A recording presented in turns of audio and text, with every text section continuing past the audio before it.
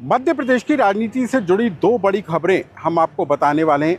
मध्य प्रदेश के विजयपुर विधानसभा सीट पर निर्वाचित कांग्रेस के विधायक मुकेश मल्होत्रा को बड़ा झटका लगा है। ग्वालियर हाईकोर्ट ने मुकेश मल्होत्रा के विधायकी को शून्य घोषित कर दिया है। आखिर क्या है ये पूरा मामला और क्या अब वहां पर उपचुनाव के हालात होंगे या फिर उनकी जगह बीजेपी से चुनाव हारे रामनिवास रावत को विधायक चुना जाएगा?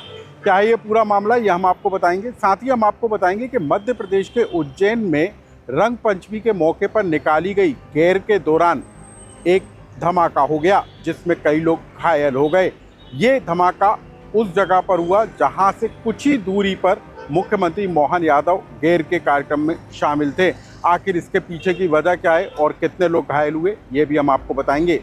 नमस्कार, मैं हूं अनुराग श्रीवास्तव और आप देख रहे हैं एमपी डायरी।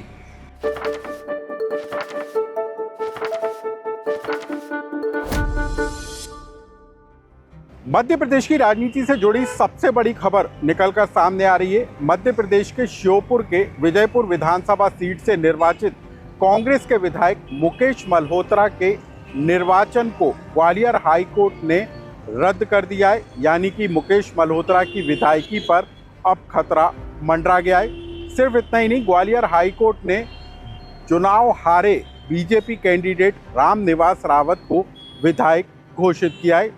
आखिर क्या है पूरा मामला, इसको समझ लीजिए।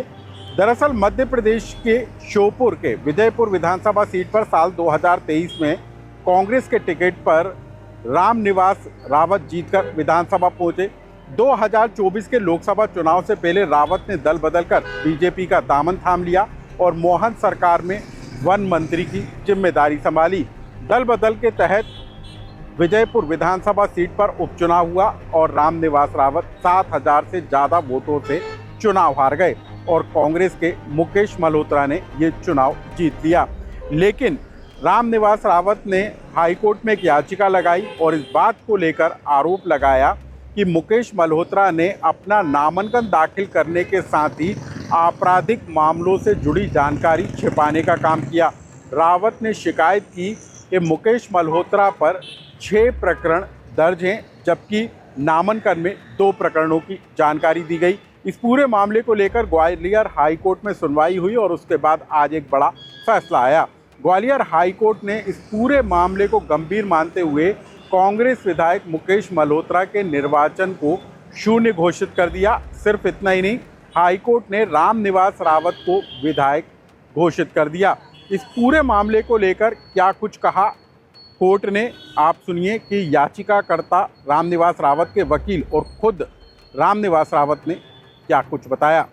ये क्रिमिनल जो केसेस हैं उनको छिपाए जाने का एफिडेविट पे प्रकरण था, जिसको माननीय उच्च न्यायालय द्वारा हमारी याचिका पर रामनिवास रावत साहब ने जो याचिका प्रस्तुत की थी उसको स्वीकार किया है और उच्च न्यायालय द्वारा ये माना गया है कि जो क्रिमिनल केसेस की जानकारी रहना थी उनके द्वारा जानबूझकर उसको छिपाया गया है, इसलिए उनके चुनाव को निरस्त किया गया है और रामनिवास रावत साहब को वहाँ से MLA सारी की सारी जानकारी फिलअप करना चाहिए।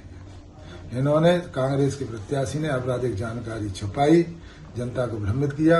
अगर वो पूरी आपराधिक जानकारी जनता के बीच में देता तो हमारा प्रत्याशी उसी समय विजयी हो जाता।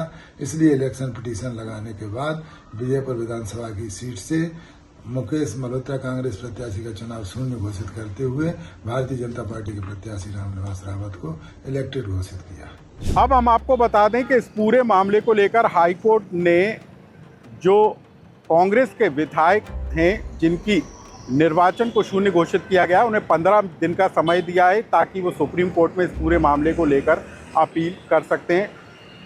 हाईकोर्ट की डबल बेंच में भी इस मामले को लेकर अपील की जा सकती है। लेकिन जो जानकार हैं वो ये बताते हुए नजर आ रहे हैं कि इस तरह के मामलों में यदि किसी विधायक का निर्वाचन शून्य कर दिया जाता है तो वहाँ पर उपचुनाव के हालात होते हैं।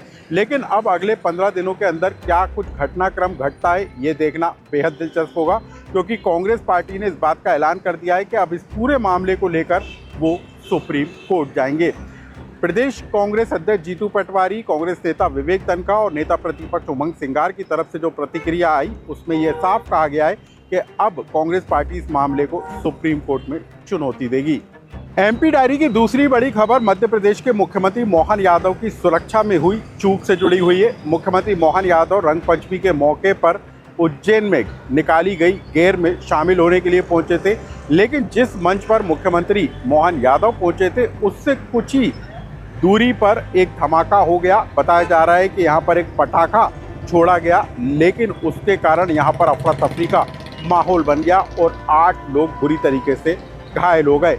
इसका वीडियो भी अब निकलकर सामने आ रहा है। आप इन वीडियो में साफ देख सकते हैं कि कैसे पटाखे की आवाज़ आती है और फिर धुएं का गुबार आसमान में उड़ता हुआ नजर आता है और उसके बाद यहाँ पर जो अफरा तफरी की तस्वीरें निकल कर आती हैं, जो लोग घायल होते हैं, उनका वीडियो भी अब निकल कर सामने आया है। आप देखिए कि कैसे ये पूरा घटनाक्रम घटा।